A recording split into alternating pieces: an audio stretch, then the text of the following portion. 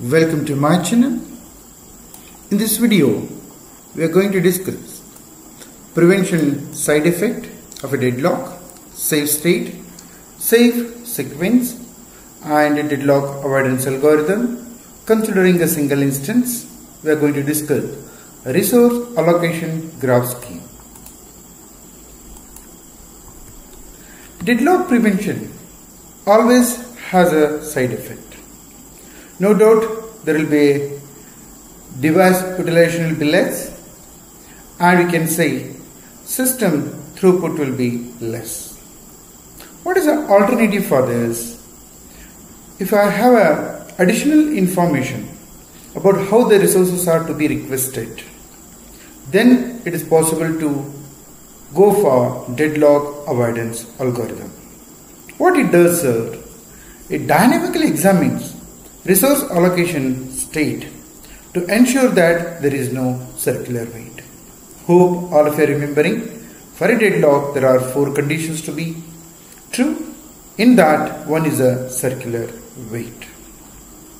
So if you avoid this, automatically I can say there is no chance of deadlock. For example, P1 requests R1, then it is going to request R2.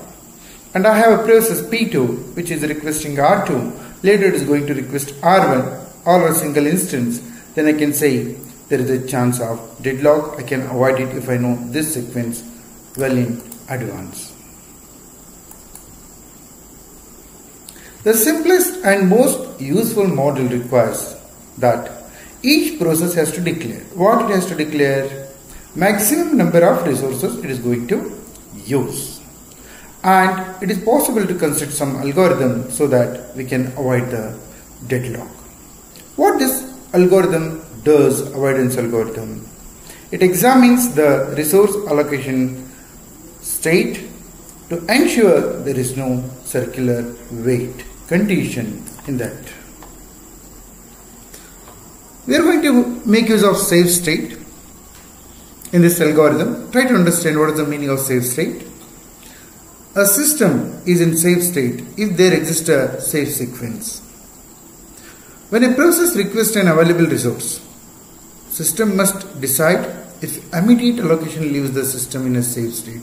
Even the bank also, whenever you are going for withdrawing a huge amount, suddenly it will not give. First it will ask if any depositors are there. It will collect the deposit, it will take the money. Then it will see how much amount is there. Then it will give you the money how much you are withdrawing. Safe sequence. This we are going to use in the next video, but try to understand now. If a PI resource needs are not immediately available, say one process is asking for a particular resource. If it is not available, then PI can wait. It should wait until some other process finishes its work and release all the resources. When other process finish its work, PI can get needed resources, it can execute, it can complete its work and return all the allocated resources back to the OS, and it can terminate. When PI terminates, other process which is waiting for the PI, it will get a resources, it will work and it will terminate, and it will give all the resources back to the operating system. Remember this, if a system is safe, then I can say there is no deadlock. Usually the system will move from safe to unsafe, unsafe to deadlock. When I say system is in unsafe state, there is a possibility of deadlock. Try to see this diagram. First it will be in the safe state. It will move from safe state to unsafe. Then it will move from unsafe to deadlock. What do you have to do? You have to avoid moving the system from safe state to unsafe so that there is no chance of any deadlock. Summary, whatever you have discussed so far, please go through. You can pause the video. Deadlock prevention has a side effect, low device utilization. Deadlock avoidance algorithm dynamically examines a resource allocated state to ensure that there is no circular weight. Meaning of safe state you try to understand. And when safe state is there, no deadlock, unsafe, may lead to the deadlock.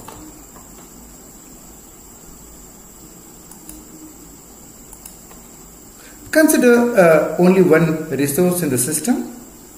Try to understand the meaning of safe sequence. So in this, let us assume P0 is having a 10, P1 is having a maximum need 4, P2 9, and it is presently holding 5 P0, and P1 is holding 2, and P2 is holding 2. Remember, it is the current needs. It is not a maximum needs. Current needs are 5, and P1 needs are 2. Total, I have a resources 12. Count I am telling. Now, after allotting all this, I have only 3 in my hand, and you can add 5, 6, 7, 8, 9. Out of 12, 9 are already held by some other process, remaining is 3. Now can I gives this available to some process? So this is P0 needs a 5, but I have 3, I can't. But P2 needs a 2. Can I give it? Think of this. I can't. Try to understand why I can't. If I give it 2, it will ask again how many remaining. I am giving the 2. 2 plus 2, 4. Remaining 5 it will ask. So it is better to give it to the P1. Its requirement says only 2. You have 3. Give the 2. And how much it is already holding? 2. It will give back this 2 because it doesn't ask extra. Because maximum needs itself is 4. So available is 3. Give it to the process P1. It needs only 2. And it is already holding 2. It will give back this 2. And 3 plus 2 it will become, you will get a 5 in the hand. Now, presently having the 5 in the hand. Available is 5. Next process either I can go for P2 or P0. P0 needs maximum 5. When you give 5 it will return 5. Because it returns 5. Already holding is 5. Total what you will get? Available very 5. And how much it is returning P0? 5. Total will become 10. Now P2 needs only 7. Because 9 minus 2 can be given so that I can say it's a safe sequence is available. What is the safe sequence? P1, P0 and P2. Now in this, let us find out the safe sequence. Say P2 is holding 3, maximum requirement is 9. Just this is only one change I have made. So that available will become minus 1.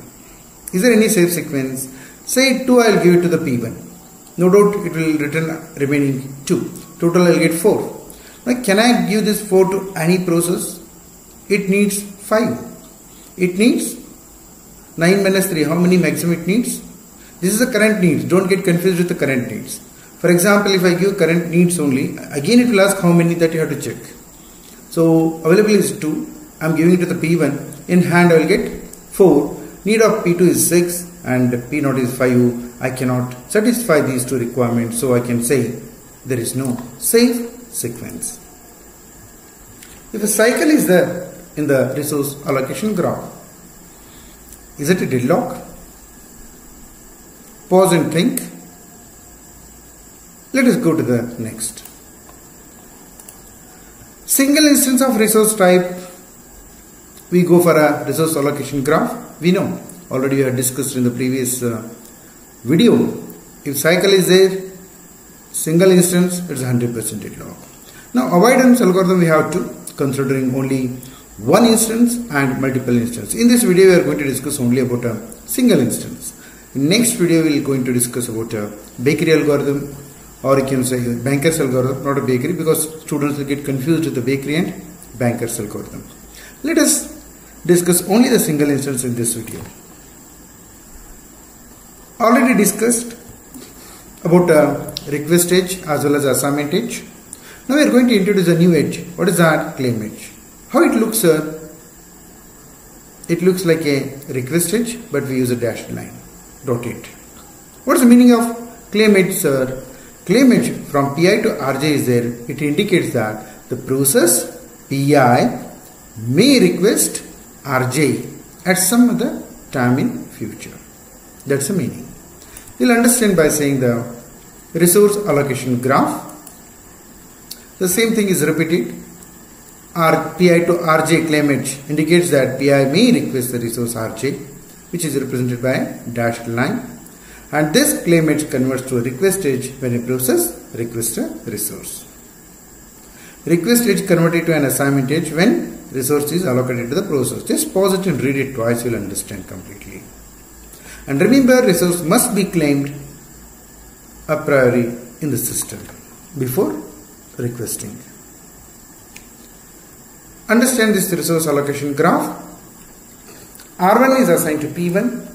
P1 may request for the R2. P2 may request for the R2. And R1 is already P2 is requesting for R1. Now, suppose P2 requests for R2. Now this is the situation. P2 requests for R2. It is a claim edge. Now it will become request edge. R2 is currently free. If we allocate to P2, what will happen? This action will create a cycle in the graph. Why? I am converting this request edge into assignment edge. It's a claim edge. Considering the claim edge, if I see there is a cycle in this. So unsafe. It's not a deadlock now until unless P1 requests the R2. So but it is going to the unsafe state. If P1 requests for the R2, then it will become a complete cycle. I can say a deadlock. The same thing is given side by side. Claim edge PI to RJ indicates that the PI may request resource RJ represented by a dashed line.